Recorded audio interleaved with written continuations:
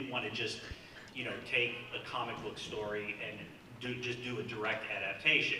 And Daredevil has been around in the comics for 50 years. So the great thing about that is we could take whatever elements we thought worked and sort of synthesize them into what made the best show or 13-hour movie, which is kind of how we approached it. And so that's why you had almost, the season 1 was basically Matt Murdock becoming Daredevil as Wilson Fisk becomes the Kingpin. So we were able to do that, which is something the comics hadn't done, because Kingpin first appeared in Amazing Spider-Man 50. So he was a Spider-Man villain. So, we were able to, and Vanessa was already his wife. We gave her a maiden name. She didn't have a maiden name in the comics. The character's been around for 50 years, was just Mrs. Fisk.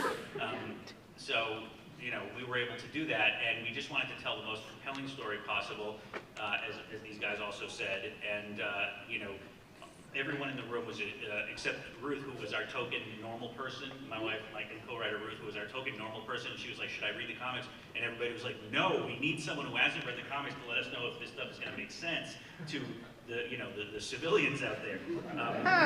But everyone else was huge fans of the comics, so we definitely respected it, but at the same time, it's like, look, we're doing a different thing, its own thing, and it's got to work as its own thing. So it was about synthesizing it and making it work for this particular medium.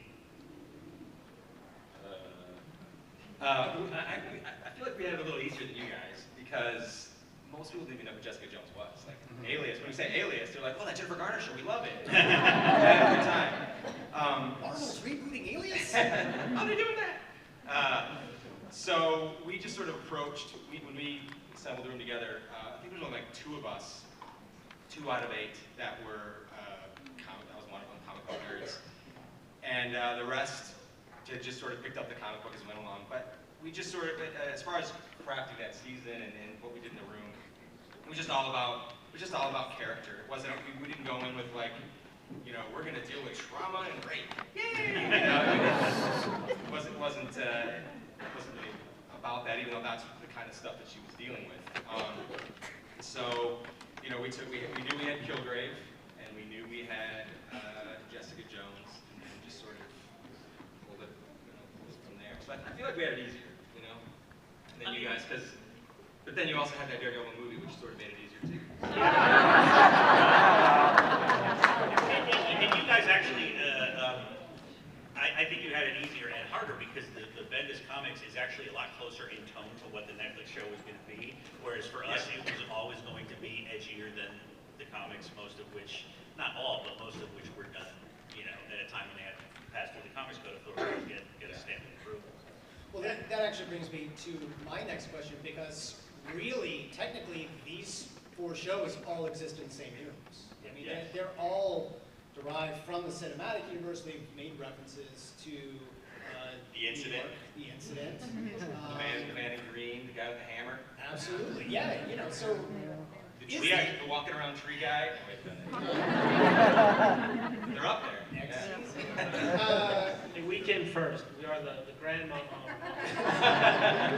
Well, is there any interaction between the series? Do you guys get to ask questions of one another and see how you guys are dealing with different things? It's actually funny because when we started Daredevil, at first we were in the same building as S.H.I.E.L.D. I think Carter is now in our old offices on the Culver lot. No?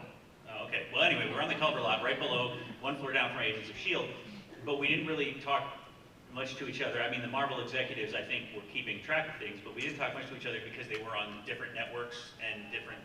They were also, the Netflix shows are very street level, and one of the things we talked about from the beginning is Drew, I think it was Drew, had this great idea that the reason that Hell's Kitchen in the shows looks like Hell's Kitchen from the 70s and early 80s as opposed to the gentrified latte sipping Hell's Kitchen of today is because it was devastated by the alien invasion in Avengers. But at the same time, our characters are very street level, and as a matter of fact, while we wanted to make it clear that it's taking place in the same universe, S.H.I.E.L.D. would be like the CIA. They'd have as much to do with S.H.I.E.L.D. as I do with the CIA, which is nothing at all. Yeah. Or so I'm told. Or so I tell my wife. She doesn't know. No, but we talked about the fact that if someone compared Daredevil to, for example, Iron Man, he'd be offended. He'd be like, those are the people who wreck my neighborhood. You know, I'm not like that. I'm a guy who helps out regular people. And then Jones just doesn't think herself as a hero at all.